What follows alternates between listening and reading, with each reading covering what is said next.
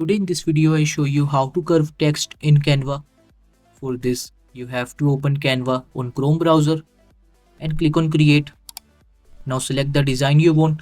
I will select YouTube thumbnail. You can select the style you want. Now you can see page is added.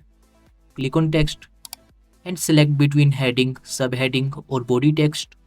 I will select heading and type the text. Now after typing, change the color of your text and click on effects. Now you have to scroll down and go to shape. Click on curve. You can see my text is in curved. Change the size of your text and then change the curve by this.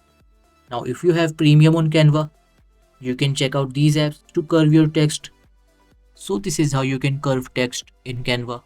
Thank you for watching this video. Please like this video and subscribe to my channel for more interesting videos like this.